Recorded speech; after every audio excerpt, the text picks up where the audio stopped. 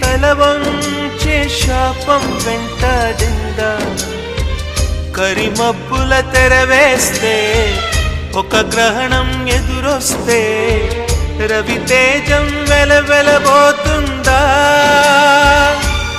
ఏవైందమ్మా ఈనాడు చినబోయాడే సూర్యుడు